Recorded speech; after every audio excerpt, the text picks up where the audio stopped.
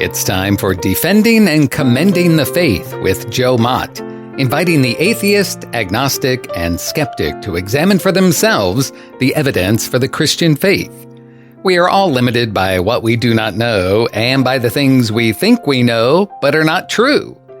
Dr. Joe Mott earned his PhD at LSU and was a distinguished math professor at Florida State University for 38 years, helping to write 3 math textbooks and authoring over 30 research articles in math. He is now the host of this radio program, Defending and Commending the Faith. Here is Joe Mott. Today I finish my discussion of Plato's analysis of the 3 components of knowledge. For all of us, there are some things we know, and some things that we know that we don't know. For example, the topics of 17th century architecture, brain surgery, or rocket science. Those topics are probably beyond almost everyone. We can all cite cases where we have been wrong in the past, mistakenly thinking we had knowledge when we did not. We have been deceived by our own senses, and we confused appearance with reality, and mistakenly thought we had knowledge. The vital question is, what exactly does it take to know something? Knowledge requires more than belief. It has to be true belief, but it is more than that. In episode 47, I discussed Plato's analysis of knowledge. He said that knowledge was that a true belief had the additional aspect of justification. That is, Plato's theory is that knowledge equals justified true belief, or JTB for short. This analysis was accepted as the standard definition for propositional knowledge for over 2,500 years. But some have objected to Plato's analysis of knowledge. A few counterexamples against the standard JTB definitions have been published, but these did not injure Plato's definition until in 1963, when the American philosopher Edmund Gettier published a 3-paged paper entitled, "Is Justified True Belief Knowledge?" His paper presented 2 short counterexamples that there are cases where individuals appear to have a justified true belief regarding a claim, but still do not have actual knowledge because the reasons for the belief, while appearing to offer justification, was not really justification because the belief turned out to be false. According to Gettier, the counterexamples show that while justified true belief may be necessary for knowledge, it is not sufficient. Thus, Gettier claims that the JTB account for knowledge is not only inadequate, for it does not account for all of the necessary conditions for knowledge, but, Gettier argued, his counterexamples show that the JTB account of knowledge is false, and thus requires a different conceptual analysis to track correctly what we mean by knowledge. Thus, Plato's standard definition for knowledge of propositions, like Humpty Dumpty, has had a great fall. Gettier's paper launched a flurry of epistemological activity, attempting to revise the JTB theory. They were trying to put Humpty Dumpty back together again. John L. Pollock and Joseph Cruz have stated that the Gettier problem has fundamentally altered the character of contemporary epistemology and has become a central problem of epistemology since it poses a clear barrier to analyzing knowledge. At this point, I will cease my discussion of knowledge and wait until epistemologists clear up the murky waters. Should you like to study more about Gettier cases and strategies to cope with Gettier examples, see Chapter 3 of Philosophical Foundations for a Christian Worldview by J.P. Moreland and William Lane Craig, or the article, The Analysis of Knowledge, in the Stanford Encyclopedia of Philosophy, first published in 2001 and revised in 2017. I now turn to the question of God's existence. This will be the final point of the 12 points that show Christianity is true. The question of whether there is a conclusive argument for the existence of God has been debated throughout history, with very intelligent people having taken both sides of the dispute. The traditional theistic arguments fall into four main categories: cosmological, regarding the universe; teleological, regarding design; ontological, regarding being; and moral, regarding values and duties. Allow me to discuss three of those categories. There are two basic forms of the cosmological argument. The first says that the cosmos, or universe, needed a cause at its beginning. The second form argues that it needs a cause to continue existing. In brief, a cosmological argument for the beginning of the universe, called the Kalam argument, says, first, whatever begins to exist has a cause. Second, the universe began to exist. Third, therefore, the universe has a cause. The teleological argument can be formulated in various ways. Here is one form. First, every design has a designer. Second, the universe manifests design. Third, therefore, the universe has a designer. Another form is the fine-tuning argument. First, the fine-tuning of the universe is due to either necessity, chance, or design. Second, fine-tuning is not due to physical necessity or chance. Third, therefore, fine-tuning is due to design.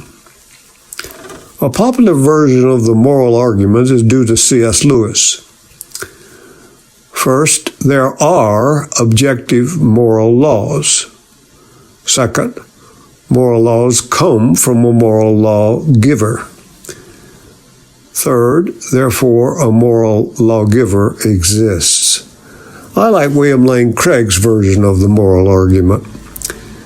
First, if God does not exist, objective moral values and duties do not exist. Second, objective moral values and duties do exist. Third, therefore, God exists. Most of the atheists' objections to these arguments are traceable to the critiques by David Hume and Immanuel Kant. It has become conventional wisdom that there are no good arguments for the existence of God.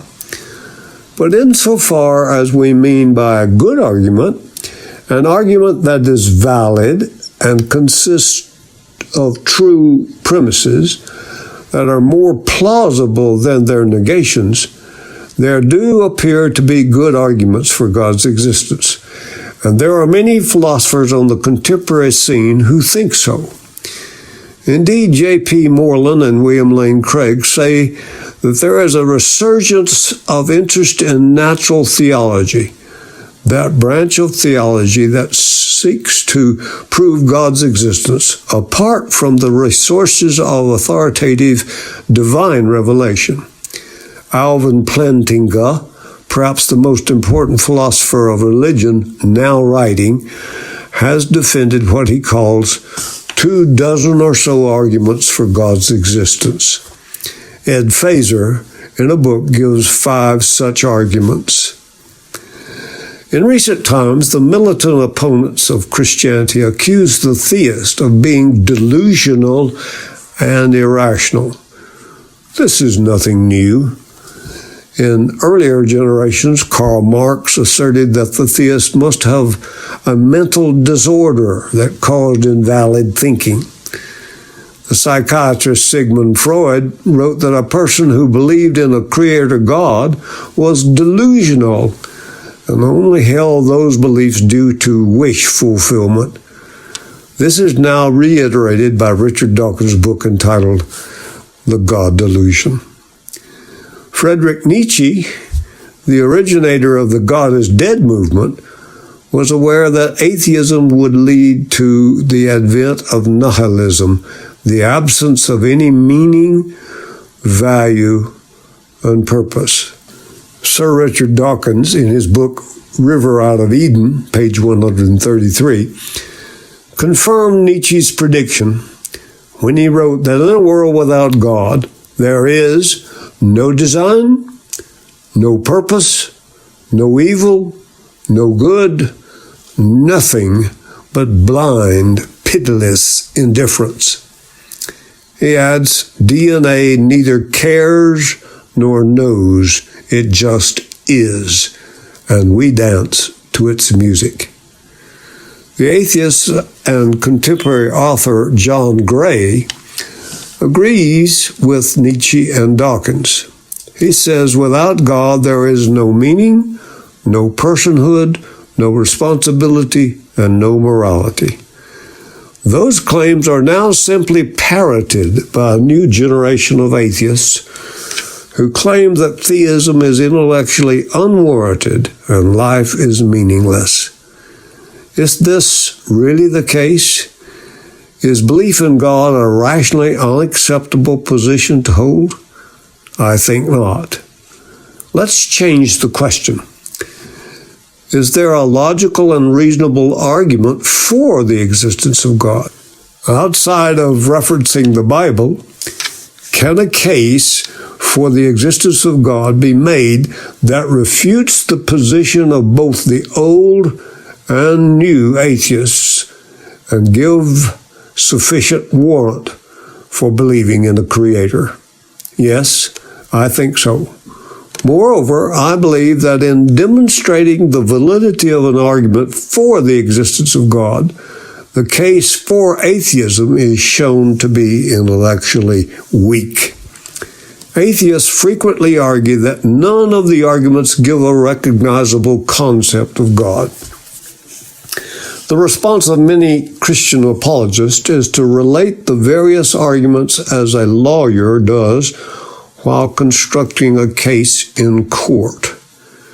The argument for God's existence is a cumulative case in which each individual conclusion contributes some small portion of a much larger concept. Even in total, the arguments may not provide a fully developed picture of an infinite God. After all, we will give only a finite picture. There is, however, a sufficient description to allow for clear identification and to defeat any naturalistic explanation. Allow me to give a summary of this episode. I discussed Plato's tripart theory of knowledge, justified, true belief, or JTB for short. This has been the standard definition of knowledge for over 2,500 years. In 1963, Edmund Gettier published a paper that he claimed showed the JTB account was false. This has generated a flurry of epistemological activity that attempts to put knowledge back on a firm foundation. At that point, I ceased my discussion of knowledge, waiting on the epistemologist to clear up the murky waters regarding knowledge. I then turned to the question of God's existence. I discussed the basic forms of the cosmological, teleological, and the moral arguments. And I said that the conclusions of these arguments would form a recognizable, cumulative, finite picture of an infinite God.